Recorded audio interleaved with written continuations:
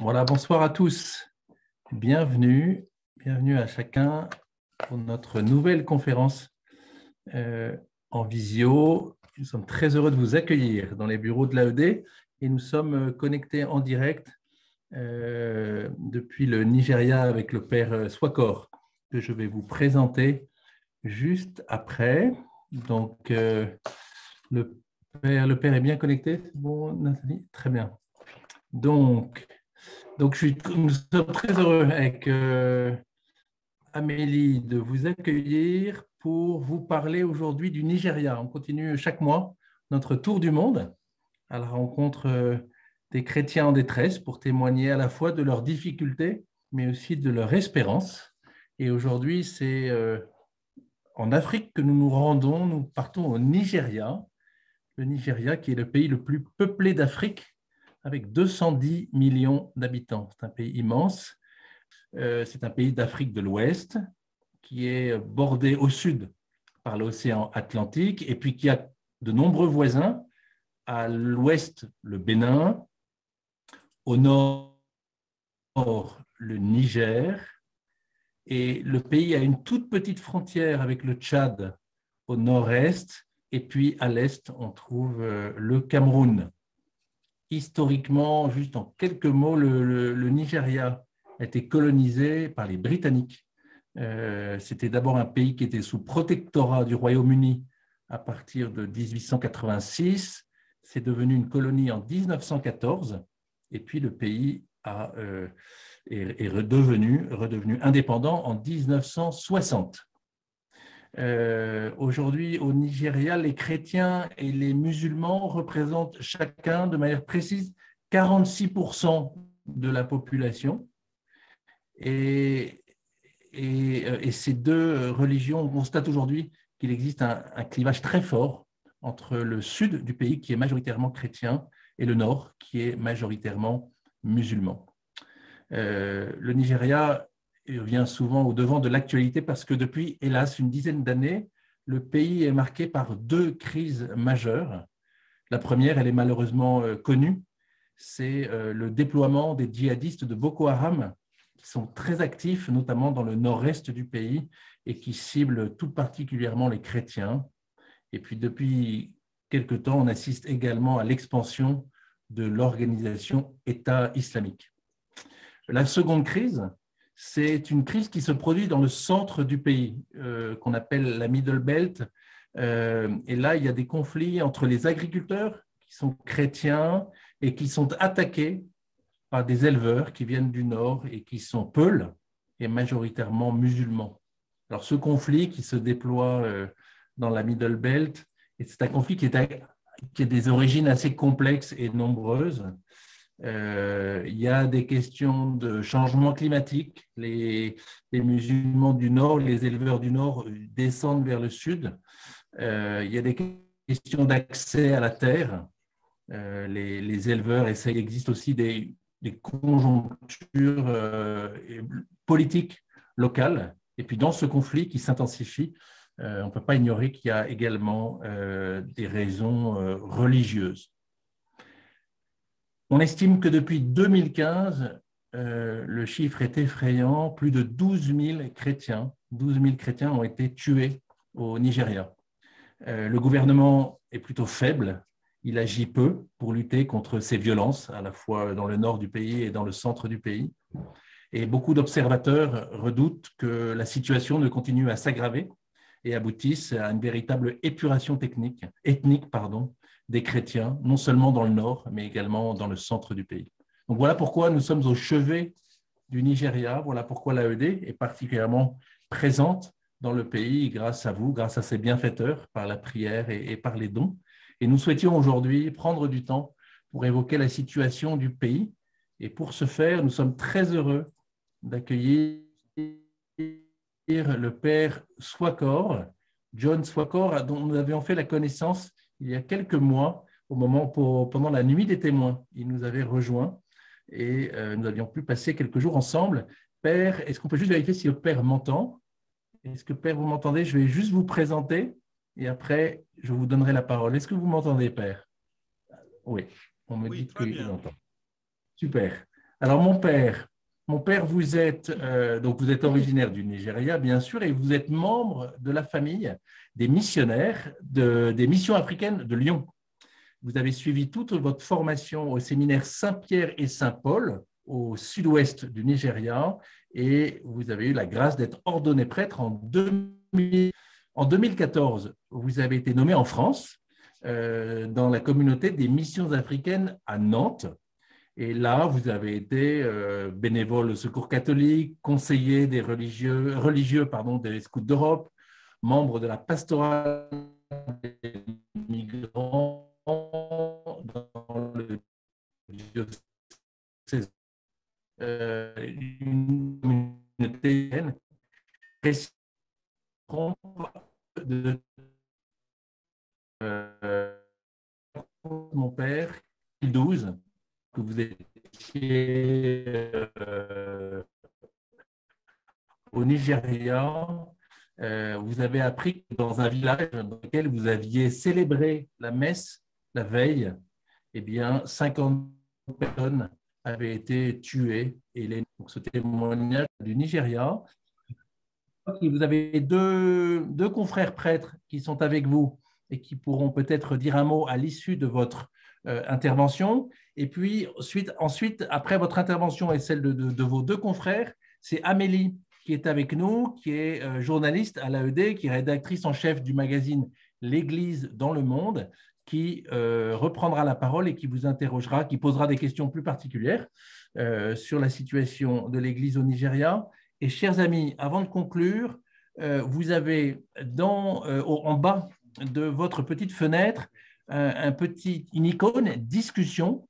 Vous pouvez cliquer sur cette icône, rédiger des questions que Nathalie, qui organise cette conférence, pourra recevoir. Et à l'issue de l'intervention du Père Swakor et à l'issue de la conversation avec Amélie, eh bien, nous pourrons reprendre certaines de vos questions pour en faire part au Père Swakor pour pouvoir lui transmettre.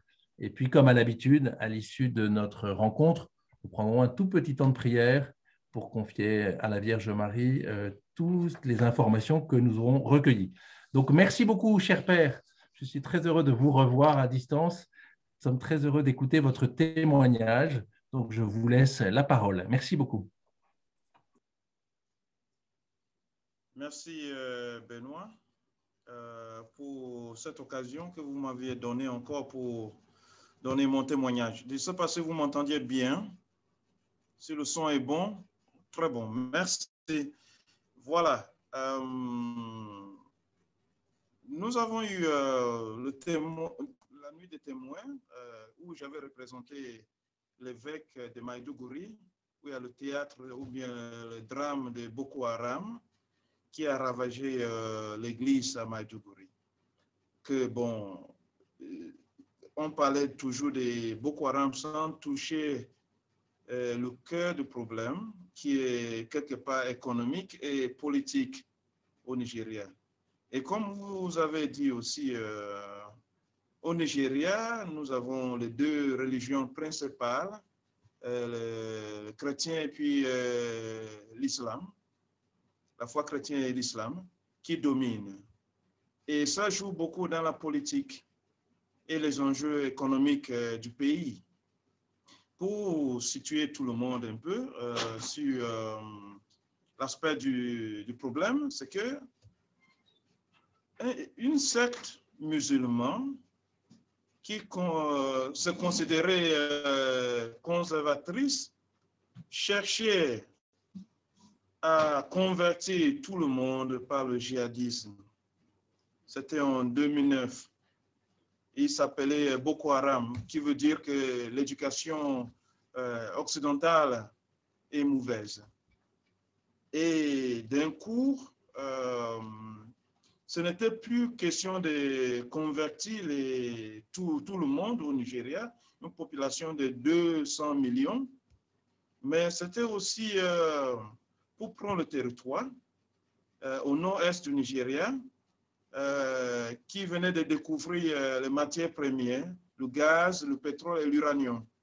L'enjeu, c'était pour couper la zone, mais pour couper cette zone, il fallait déloger la population dans les villages. Même si le nord du Nigeria est de la majorité musulmane, nous avons aussi beaucoup de villages où les gens avaient refusé de se convertir à l'islam. Et ces villages se situent dans la zone où se trouvaient ces matières premières. Donc, il fallait déloger toute cette population, les renvoyer de leurs terres et prendre tout pour pouvoir commencer à faire ce qu'ils voulaient faire. Bon, au début, le Nigeria croyait que c'est juste une question du Nord. Et comme vous venez de mentionner, arrive maintenant l'enjeu des éleveurs et des agriculteurs. Les éleveurs, pour la majorité, sont des Peuls. Et depuis longtemps, il y a eu des cohabitations entre les Peuls et les agriculteurs sans problème. Depuis 2015,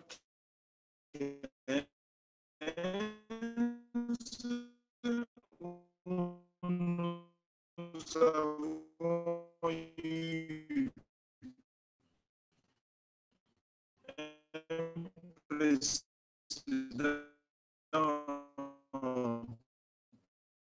Peul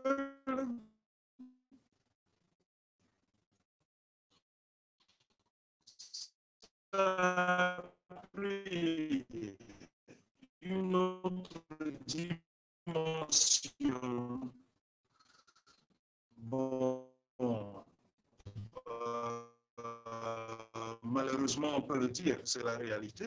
Ça a pris une autre dimension au Nigeria, mais les gens se sont descendus jusqu'au centre, même vers le sud, parce que leur modus operandi, quand les gens dorment. Excusez-moi, Père.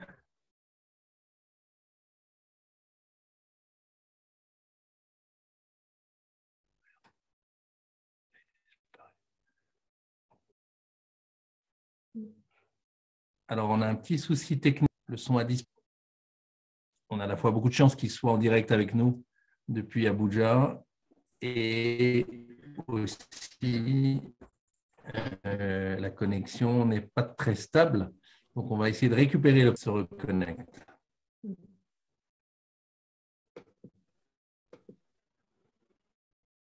Voilà. Ah, je l'ai vu. Père, est-ce que vous m'entendez? Père, vous m'entendez?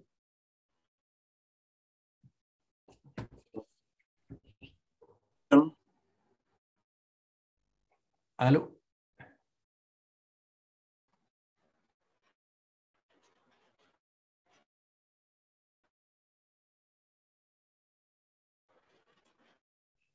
Père, je vous entends. Est-ce que vous m'entendez? Montrez-moi si vous m'entendez. Ah, d'accord, vous m'entendez? Nous, c'est très haché. Allez-y, essayez de parler, c'est très haché. Ah bon? Alors, attendez. Un instant. J'essaye. Est-ce que vous m'entendez? Ouais. Alors, attendez. Je vais essayer de me connecter au tronc. Vous pensez que c'est bon? J'étais déconnectée.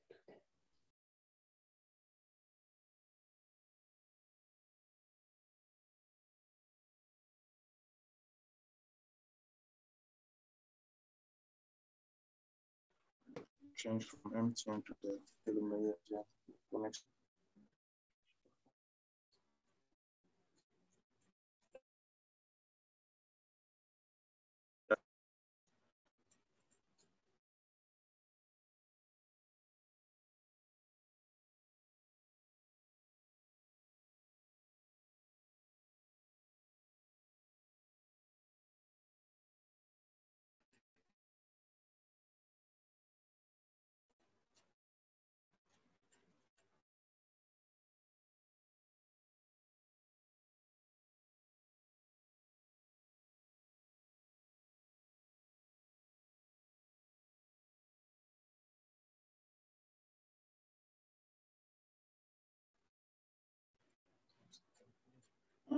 C'est très clair. Oui.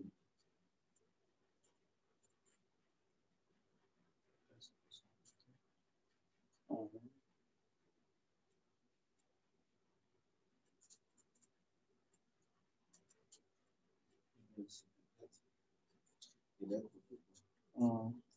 ne sais pas si se passe. OK, c'est revenu. Allô?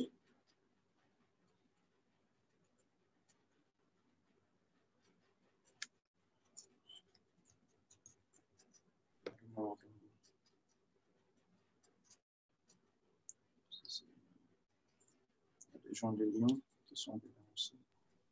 Allô, Père, vous m'entendez? Oui, je vous entends très bien. Je ne sais pas si vous m'entendez aussi. On vous entend, Père, Ah, et vous nous parliez au moment où, OK, de bon. l'interruption technique, en 2015, des conflits dans la Middle Belt entre les éleveurs et les agriculteurs. Voilà, oui.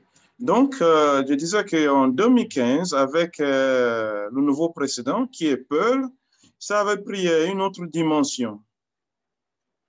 Une autre dimension, parce que au début, on croyait que c'était juste un vieux problème qu'on connaissait, mais là, de jour en jour, il y a des enlèvements partout dans le pays, mais surtout des tueries dans les villages où il y a la majorité chrétienne, les régions où il y a de la majorité chrétienne, et des enlèvements des prêtres qui sont fréquents, jusqu'à arriver où on avait enlevé des séminaristes au grand séminaire de Kaduna, et on avait retrouvé un mort.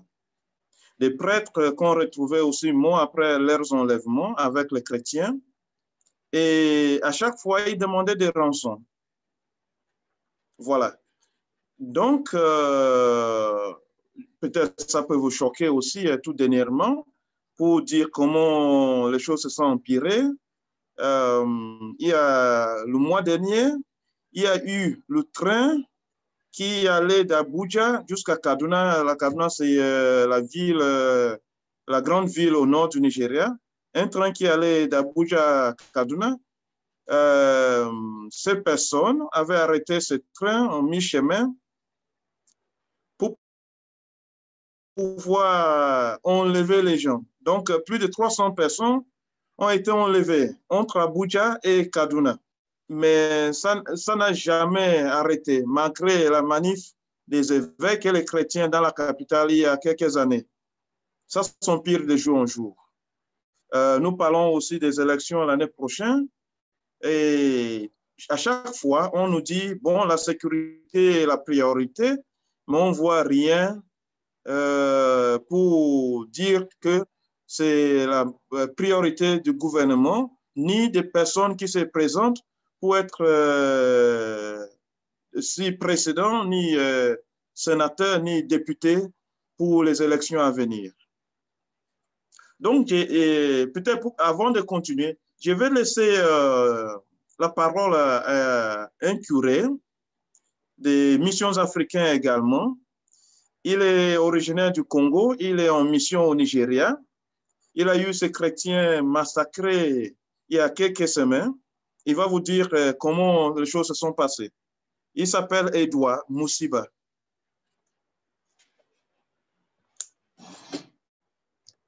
Allô? Vous entendez? Oui. OK, bon, je laisse la parole au père Edouard Moussiba. Oui, on est dans une zone de menace depuis un mois maintenant. Depuis le 21 mars, nous étions attaqués et puis on a perdu beaucoup de chrétiens. Spécialement, j'ai enterré 27. Il y en avait de brûlés, calcinés, et puis des maisons détruites, brûlées. Plus de 100 maisons étaient brûlées. Alors, il y a eu des bandades dans le village, dans la mission. Et jusqu'à présent, beaucoup de gens sont sans abri. Et nous nous battons comment pour les sécuriser et surtout les nourrir. Mais malheureusement, on n'a pas une réponse favorable de la part du gouvernement qui, soi-disant, sécurise la population. Mais la réalité est qu'ils viennent juste pour détruire et ramasser le terrain pour chasser les autochtones de leur propre village. Alors, je suis dans la paroisse Saint-Joseph de Kaguru, diocèse de Kafancham, dans l'état de Kaduna. Oui, 2 ans passés, on a tué encore 2 jeunes qui dansaient le soir et ils sont venus tirer à bout portant. Ce sont les enfants, je dirais, moins de 18 ans, qui dansaient le soir. Ils sont venus tirer sur eux à bout portant. Et personne n'a jamais parlé de cela. Il n'y a eu aucune réaction, sans action. Alors, c'était l'Église encore. Nous devrons partir, consoler les familles, travailler encore sur leur psychologie et morale pour que la vie reprenne. Donc, c'est ça que nous sommes en train de vivre ici comme réalité dans la partie sud de notre État de Kaduna. Voilà, ça c'est le curé du sud de l'État de Kaduna. Et puis, nous avons aussi un autre État qui est aussi bien touché, c'est l'État de Niger. Et nous avons là le curé d'une paroisse en brousse. Il va vous dire combien de villages il couvre dans sa paroisse et ce qui s'est passé il y a 1 an. Voilà. Il s'appelle le Père Emmanuel. Combien d'ordinations? Combien d'années? 4 ans d'ordination. Donc, c'est un jeune prêtre qui vient de se lancer dans la mission, mais qui connaît pas mal les soucis que nous vivons au Nigeria aujourd'hui. Donc, je laisse la parole à Emmanuel pour vous dire son expérience l'année dernière et jusqu'à aujourd'hui. Merci pour cette opportunité. Alors, ma paroisse se située dans une zone rurale. Très souvent, on nous appelle les gens qui sont dans des premières évangélisations. La plupart de mes fidèles, ce sont des gens qui n'ont jamais été à l'école, ce sont des agricultures. Et puis, il y a certains aussi qui font de l'élevage. Alors, l'année passée, c'était le 1er juin 2021. Dans la matinée, on vient de finir la messe et puis on a entendu des sons des fusils. Voilà. Donc, les gens étaient distraits. Les gens ont commencé à fuir. Les femmes, les filles, les enfants, partout. Alors, ils sont venus vers notre paroisse et puis ils ont commencé à tirer plus fort pour disperser les gens. C'est dans ça. Alors, on a eu, je crois, il y avait 6 dents qui sont tombées. Ils sont tombés, ils ont même perdu la mémoire.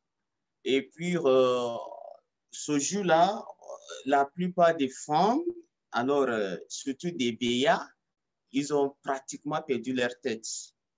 Alors, et puis l'attaque a duré pendant toute la journée.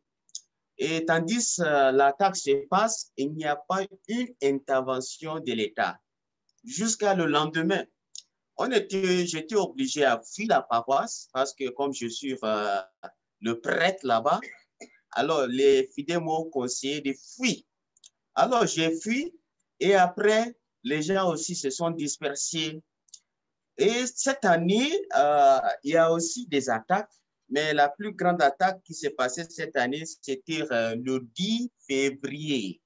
Le 10 février, alors l'attaque s'était passée le soir, à partir de 16 heures. Les gens venaient des marchés, comme c'est un petit village. Donc les gens venaient des marchés et puis on a attendu des fusils partout. Donc c'était terrible. Les gens ont commencé à fuir encore. Et tandis que tout s'est passé, alors il n'y a aucune intervention de l'État. Et à cause de ça, aussi, la paroisse avait 45 stations secondaires. Et même la paroisse, là où se situe la paroisse, comment je peux dire, le centre, la paroisse principale, là, eux aussi étaient, comment je peux dire, c'est là où se trouve le centre de la paroisse. Donc, les villages qui sont sous cette paroisse, ils ont été aussi d'aller se réfugier sur notre paroisse qui est le centre. Donc, tout d'un coup, on avait plus de 1500 gens sur la paroisse. Et parmi ces 1500 gens, la plupart, les majorités, ce sont nos chrétiens catholiques, bien sûr, mais aussi avec quelques musulmans. Et les majorités, ce sont des femmes avec les enfants.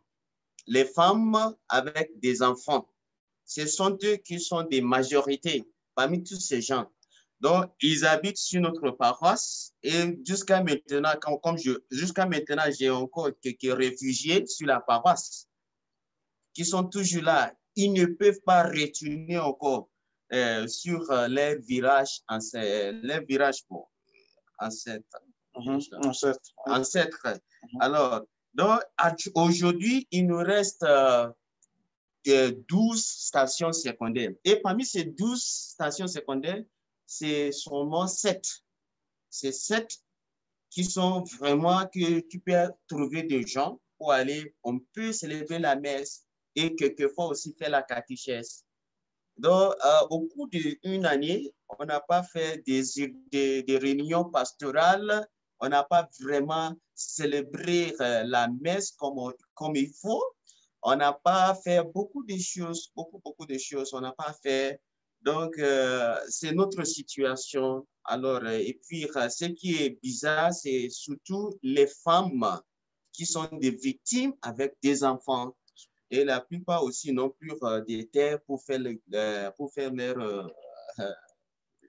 culture. Oui. Voilà. Donc, merci. En tout cas, en gros, c'est ça. Merci. Voilà, donc deux témoignages. Un père qui avait fui, l'autre qui a toujours des attaques sur sa paroisse. Et c'est la situation dans beaucoup d'endroits. Au sud du Nigeria, c'est tout autre. Il y a des enlèvements, mais pas autant qu'au centre et au nord. Voilà. Donc, je ne sais pas s'il y a des éclaircissements à faire. Je m'arrête là. Merci beaucoup, Père John, pour votre témoignage et aussi Père Édouard et Père Emmanuel. Je crois que c'est vraiment des témoignages qui nous permettent de mieux nous rendre compte de la situation extrêmement difficile que vous vivez, que vivent les chrétiens au Nigeria au quotidien. Et je pense que chacun d'entre nous, on est très touchés par vos propos. Quelques questions justement face à autant de souffrances, à des paroissiens traumatisés suite à des attaques, comme le décrivait le Père Emmanuel, ou face à des femmes qui ont vu leur mari être tué sous leurs yeux parfois, comme ces femmes veuves qu'on voit sur cette photo. Qu'est-ce que peut dire un prêtre, un curé à ces paroissiens? Comment peut-il consoler son peuple qui souffre autant? C'est une bonne question. Et puis, je crois que le Père Édouard a une expérience déjà de vivre sur le terrain, d'avoir les chrétiens qui sont en deuil tout le temps. Il y a 2 ans qu'ils ont eu tout un village sur sa paroisse presque éliminé. Bon, ceux qui avaient fui, il les a eus ensemble, chercher des psychologues, des aides sociales pour avoir une journée de thérapie. Une journée de thérapie avec ces personnes qui ont été touchées. Bon, bien sûr,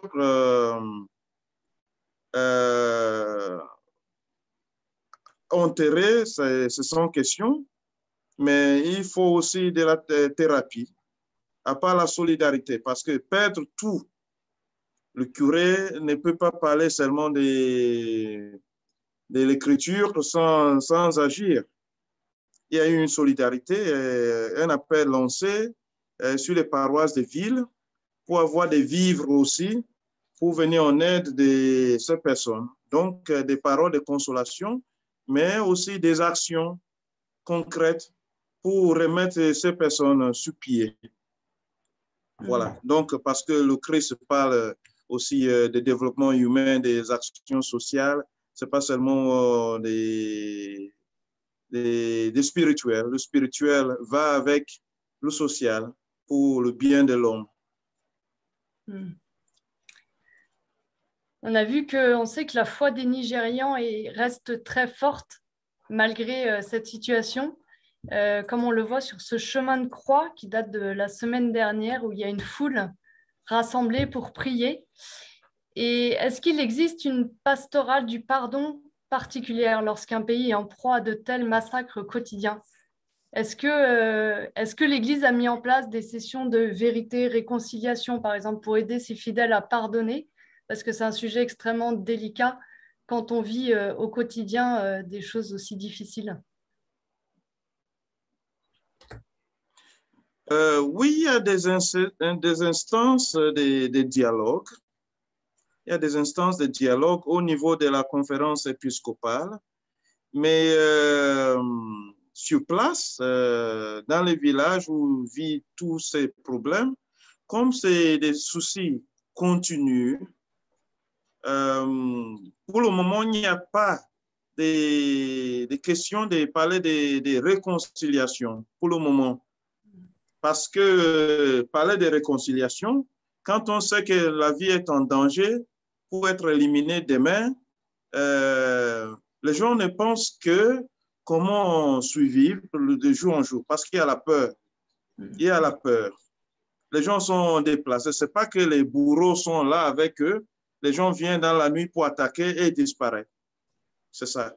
Donc, au niveau de la conférence épiscopale, il y a le dialogue interreligieux qui amène aussi des musulmans à parler, mais souvent, toutes ces choses restent au niveau des grands, ceux qui sont derrière des attaques, des enlèvements, ne sont pas impliqués dans ce dialogue.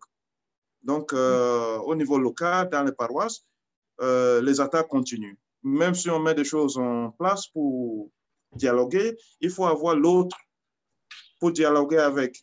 Quand l'autre n'a pas de visage, c'est difficile. Mais pour les gens, ce n'est pas question de dire ça va les effrayer pour abandonner leur foi. Par contre, c'est une foi qui déteste la manière de faire de l'autre qui n'est pas de la foi, qui ne comprend pas que le vivre ensemble est la meilleure solution pour toute la société. C'est justement comment ne pas rentrer dans un cycle de vengeance qui pourrait être compréhensible. C'est ça. Et vous parliez justement des évêques tout à l'heure qui osent dénoncer haut et fort l'insuffisance du gouvernement dans sa lutte contre le terrorisme. Encore tout récemment, là, début avril, je crois, les évêques, dans un communiqué, ont déclaré, je les cite parce que la parole est assez forte, « Le gouvernement doit cesser de faire l'autruche sur les questions de sécurité et assumer la responsabilité d'arrêter et de poursuivre ceux qui terrorisent les Nigérians innocents. » Donc, cette parole est très forte. Est-ce que les évêques ne craignent pas des représailles en parlant ainsi? Non, mais bon, ça, c'était le communiqué de la conférence épiscopale. Il y a une semaine ou deux, l'évêque de Sokoto, Monseigneur Mathieu Kouka, qui est très vocal, avait aussi écrit dans un journal pour parler de son mécontentement avec la manière que le Nigeria est gouverné. Et puis, il avait eu des critiques des porte-parole du gouvernement, mais lui, il tient toujours à les inviter à faire un débat. Ce n'est pas question de défendre le gouvernement dans l'air, de dire nous sommes en train de mettre la sécurité en place, il est dire, si vous voulez, moi, je vous donne un rendez-vous avec le média tout entier, même média international, pour faire un débat, pour montrer comment le Nigeria va mieux quand les gens sont tués tous les jours. Donc, pour les évêques, ils ont la conscience d'être les premiers à encourager la foi de leurs frères. Donc, ce n'est pas question d'avoir peur aujourd'hui. Avant, c'était trop diplomatique, croyant que le gouvernement allait comprendre, mais là, ils se sont compris aussi que donner sa vie pour sa foi, peut-être, aidera les chrétiens à mieux vivre leur foi, voyant leurs bergers qui s'en va en avant. Oui. Ça a été justement le cas du jeune séminariste Michael Nandi, qui a été assassiné, dont vous avez parlé tout à l'heure, qui a été assassiné à l'âge de 18 ans. Et tous ces enlèvements, ces meurtres de prêtres sont justement, quelque part, paradoxalement, peuvent faire fleurir des vocations. Vous pensez que ça peut freiner certaines vocations ou qu'au contraire, justement, ça approfondit la foi des Nigérians? L'assassinat des séminaristes et les attaques dans les séminaires n'ont pas freiné la vocation. Plutôt, ça a renforcé la foi des chrétiens. Ça a renforcé la foi des chrétiens. Il y a encore beaucoup de vocations au Nigeria encore. Et comme les chrétiens ont toujours besoin, voyons que les prêtres sont enlevés. Pour les chrétiens aujourd'hui, c'est d'avoir plus des agents pastoraux, les prêtres, pour pouvoir assurer la vie des communautés. Donc, ça n'a pas découragé la vocation. Il peut y avoir d'autres indices de la société qui peut-être économique et autres, qui freinent un peu la vocation, mais pas la violence faite aux chrétiens. Pour l'instant, non. Vous êtes un beau témoignage de foi pour nous. Exactement, c'est ça. On a beaucoup à apprendre.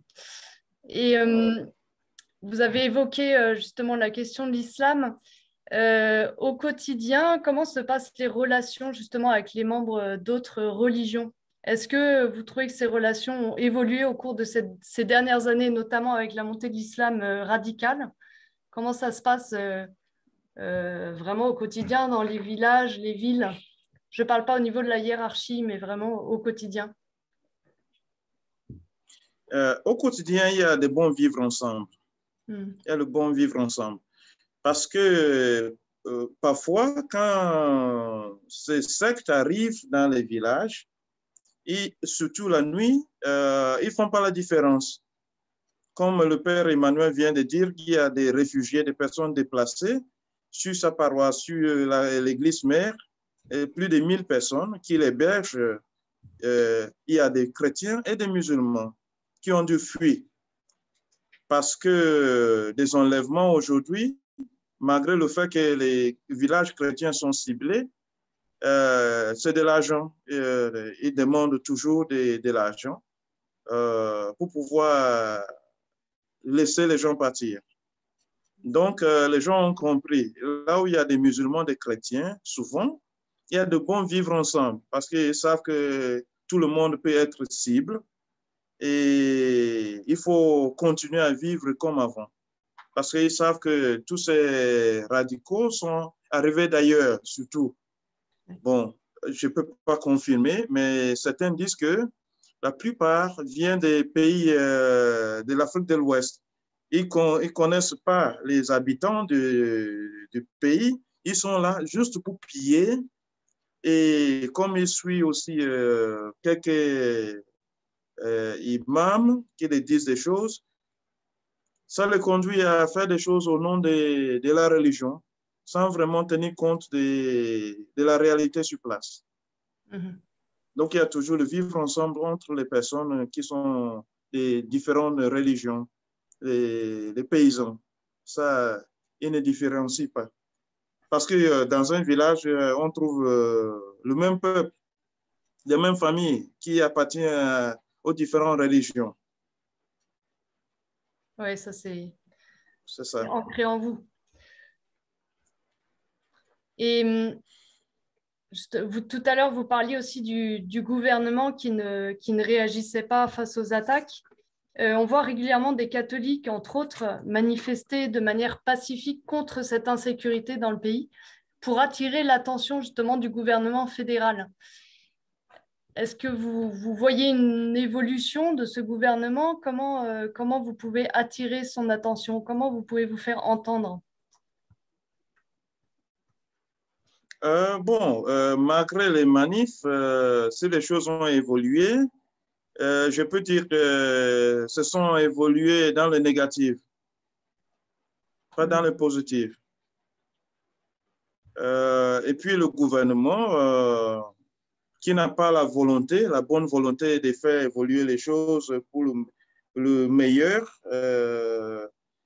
On ne sait pas si pour les élections l'année prochaine, parce que nous avons une année des élections générales, les gens peuvent faire changer des choses, je ne sais pas, parce que pour le gouvernement actuel n'a pas la bonne volonté.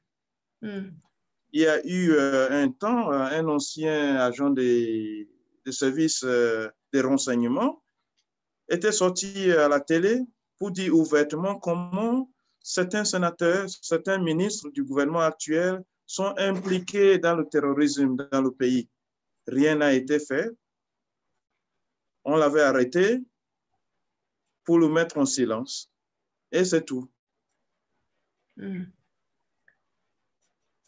Le président, là, est un Peul. Est-ce que vous pensez que si ce n'était pas un Peul, les choses seraient différentes? Ce n'est pas seulement le président. Ses conseillers, ceux qui sont chargés de la sécurité du Nigeria, la plupart des services de sécurité sont dirigés par les gens de même religion, de même ethnie. Donc, il y a tout un complot autour de la sécurité au Nigeria. Donc, si ce n'est pas un Peul, si ce n'est pas un musulman, est-ce que l'autre qui vient aura la volonté d'avoir dans son entourage les personnes de bonne volonté? C'est ça le problème au Nigeria, la bonne volonté, de voir l'ensemble, le bien commun et agir pour le bien commun.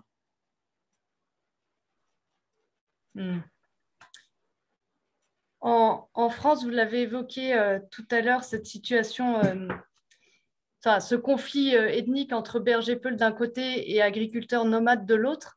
Et en France, parfois, certains médias, certains politiques ont tendance à présenter le Nigeria, le conflit du Nigeria, uniquement sous ce prisme du conflit ethnique. Alors, s'il est vrai que l'avancée du Sahara oblige de plus en plus les bergers peuls à descendre vers le sud et donc à se disperser, à se disputer des terres des agriculteurs, comment ça se fait qu'on ignore autant de massacres ciblés vers les chrétiens? Et pourquoi est-ce que personne n'ose dire que les chrétiens sont martyrisés? Quand on entend des témoignages comme le père Emmanuel ou comme le père Édouard, c'est vrai qu'en France notamment, on a beaucoup de mal à dire les choses en vérité. Est-ce que vous arrivez à nous donner des éléments de compréhension, vous qui avez vécu en France? Oui, je ne sais pas si le média international connaît bien le problème, ou le média joue seulement un jeu diplomatique pour ne pas casser les intérêts leurs intérêts ou bien les intérêts des pays de provenance. Mais nous avons un grand problème au Nigeria. Ce n'est plus la question des Peuls, des éleveurs et puis les agriculteurs. C'est un problème de terrorisme généralisé, bien planifié et politisé. C'est ça la réalité aujourd'hui au Nigeria. Et puis, on se demande au Nigeria dans quel intérêt. Bon, là, je vois l'image qui est affichée là. C'est sur la paroisse du père Édouard. C'est son vicaire qui est sur la photo. Voilà. C'est sur sa paroisse, la photo qui est affichée sur l'écran. Bon, moi, je crois que c'est le jeu d'intérêt pour que le média ne présente pas la réalité du Nigeria à l'extérieur, pour protéger les intérêts des pays. Parce que ce que nous vivons aujourd'hui, comme les Nigérians disent souvent, si on se réveille vivant, c'est par la grâce de Dieu. C'est Dieu qui nous sauve. Et j'imagine si le pays n'arrive plus à tenir face à ce terrorisme, c'est toute l'Afrique de l'Ouest et l'Afrique centrale qui va s'enflammer. Parce que pour pouvoir accueillir 200 millions comme réfugiés, je ne sais pas comment ça va se faire. Donc, le problème du Nigeria, ce n'est pas seulement peuple, éleveurs et agriculteurs. Il y a l'enjeu économique des terres ancestrales, des endroits où il y a des matières premières et de financement venant de quelque part pour pouvoir avoir toutes ces terres pour les intérêts propres. Voilà. Et justement, sur ces terroristes, on annonçait il y a quelques années que Boko Haram était sur le point de perdre. Pourtant, sur le terrain, il y a toujours beaucoup d'attaques avec différents groupes terroristes. Qu'est-ce qu'il en est aujourd'hui de Boko Haram? Est-ce que vous avez l'impression qu'il a quand même diminué? Tout cela, c'est des chantages, c'est la publicité du gouvernement pour assurer les gens, les citoyens psychologiquement. Rien n'a changé pour le bien. Les Nigérians se demandent si l'armée a encore la main mise sur la situation de Boko Haram. Parce qu'il y a pas mal de militaires aussi, des généraux impliqués dans l'affaire de Boko Haram. Beaucoup disent que c'est devenu des affaires. Parce que chaque année, il y a un budget pour l'achat d'armes au pays. Mais les soldats sur place se disent qu'on n'a pas d'armes pour combattre Boko Haram. L'année dernière, il y a eu le chef d'état-major qui avait été descendu de l'avion par un missile. Jusqu'à aujourd'hui, personne ne sait où se trouvent les résultats de l'enquête. Et beaucoup disent que peut-être il voulait révéler lui-même, il avait dit qu'à son retour, il allait faire une conférence de presse pour révéler tous les sponsors de Boko Haram. Et il n'est plus revenu de son voyage. Donc, dit qu'on a diminué le pouvoir de Boko Haram, c'est des chantages. C'est des chantages. Ce que vivent les gens au quotidien, c'est tout autre. Ce que nous racontent nos frères et sœurs qui sont dans l'armée, qui sont au front, c'est tout autre.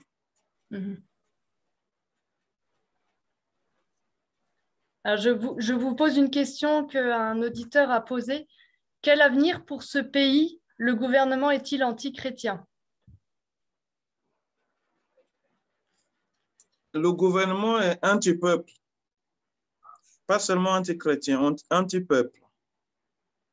Un gouvernement qui ne voit pas l'intérêt des citoyens, qui voit seulement comment s'accaparer de la richesse du pays pour investir à l'extérieur du pays, pas à l'intérieur, qui voit la souffrance de son peuple sans rien dire de vrai. Comme j'ai donné un exemple d'un train avec à peu près 900 personnes à bord, qui a été attaqué il y a le mois dernier. Plus de 300 personnes enlevées dans cette attaque. Et le gouvernement ne dit rien de sérieux. Ce n'est pas seulement un gouvernement qui est anti-chrétien, mais anti-peuple. Anti-peuple. C'est vrai que les chrétiens, surtout ceux qui sont au nord, du centre au nord, sont les premières victimes. C'est un gouvernement qui est anti-peuple. Et alors, peut-être une dernière question, mais quel espoir vous voyez pour votre pays? À l'AED, on aime bien parler dans la détresse du dynamisme de l'Église et de la vitalité de l'Église et de l'espérance. pour vous, quel est l'espoir de ce pays? Moi, je vois aussi des actions que font les gens au quotidien sans attendre les politiques d'intervenir. Le soutien qui se donne face à cette menace, parce qu'il y a dans certains villages où les gens se sont constitués en force de défense, sont chrétiens musulmans, pour empêcher les attaques dans leur village. Donc, on voit la solidarité et nous croyons qu'il y a beaucoup de sensibilisation pour l'année prochaine aux élections pour avoir un changement. Donc, les Nigérians gardent toujours leur espoir que ça va s'améliorer si les personnes qui sont au gouvernement aujourd'hui sont renvoyées du pouvoir par les élections. Et c'est possible. Parce que peut-être, je vais vous choquer un peu, dans mon État, où il y a eu pas mal des attaques, je suis de Benoué, qui est au centre-est du pays. Aujourd'hui, nous avons un prêtre qui se présente pour être gouverneur de l'État, pour mettre de l'ordre dans l'administration de l'État. Ce n'est pas tous les jours qu'on voit un prêtre qui s'avance dans la politique, mais là, il y a un besoin pour le bien de son peuple. Il voit ce besoin pour pouvoir se présenter. Et je crois qu'il aura beaucoup de chances de gagner. Et si beaucoup de chrétiens se présentent dans cette optique, ça donne beaucoup d'espoir à ces victimes pour dire, voilà, nous avons les vraies personnes devant nous pour nous aider et pour ne pas être complices à cet malheur qui veut s'installer dans notre pays. Merci, Père. En tout cas, à l'AED, ça fait depuis des années qu'on essaye d'être porte-parole de cette Église souffrante et on veut vraiment aider au maximum les chrétiens sur place. Peut-être Benoît va nous présenter un projet plus spécifiquement. Je lui laisse la parole.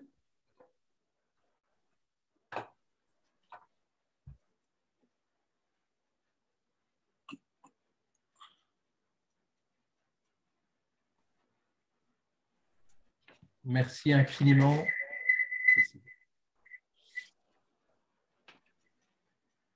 Merci infiniment, Amélie, cher père, pour ce témoignage qui est très touchant. On mesure, mais on a toujours du mal à mesurer à quel point la situation peut être difficile dans votre pays et que les chrétiens vivent véritablement leur foi au risque de leur vie. Et malgré cela, vous nous l'avez dit, ça ne décourage pas les vocations, ne décourage pas la vitalité chrétienne. Et donc, votre témoignage d'espérance vient soutenir et nourrir notre propre foi. Comme le dit Amélie, l'AED travaille au Nigeria depuis très longtemps et on est vraiment au cœur de la mission de l'AED auprès des chrétiens en détresse, des chrétiens qui souffrent au nom de leur amitié avec le Christ. Et c'est vraiment là notre mission, à la fois de témoigner de leurs difficultés, de les soutenir par la prière et puis de les soutenir, comme vous le faites, chers amis, par des dons très concrets qui nous permettent de répondre aux appels des évêques pour permettre à l'Église de vivre, de survivre et de rayonner malgré les difficultés. Et cette Église qui est persécutée, ces chrétiens qui sont persécutés, voilà, ils ont besoin d'abord qu'on ne les oublie pas. C'est ce qui les marque souvent le plus, c'est qu'ils savent que ce soir, par exemple, nous sommes aux côtés de l'Église au Nigeria par votre présence pendant cette heure et puis pendant la prière et puis avec les projets que nous soutenons. Et c'est déjà pour eux une immense espérance que de savoir que quelque part en France, des chrétiens se réunissent pour être à leur chevet et ne pas les oublier. Les projets sont nombreux. On soutient beaucoup la formation des prêtres et des séminaristes, l'Église vivante, les pierres vivantes, parce qu'il en va de l'avenir de l'Église dans le pays. Et puis, nous soutenons aussi des projets très concrets, matériels. Et récemment, pendant le carême qui vient de s'achever, nous avons proposé à nos bienfaiteurs de soutenir notamment l'achat d'un bus pour permettre un projet d'évangélisation, parce que marcher de village en village, parfois, c'est dangereux dans la situation du Nigeria. Alors, un évêque nous avait demandé qu'on puisse acheter un bus pour permettre à des jeunes catholiques, chrétiens, d'aller de village en village pour évangéliser et témoigner. Alors, au cours du carême, nos bienfaiteurs ont permis l'achat de ce bus et il y a un grand nombre de projets comme cela, très concrets, qui permettent à l'Église du Nigeria de se déployer, de rayonner. Donc, vous êtes invités, si vous le souhaitez, vous nous connaissez bien, à aller sur notre site Internet, par exemple, et en soutenant les projets prioritaires de l'AED.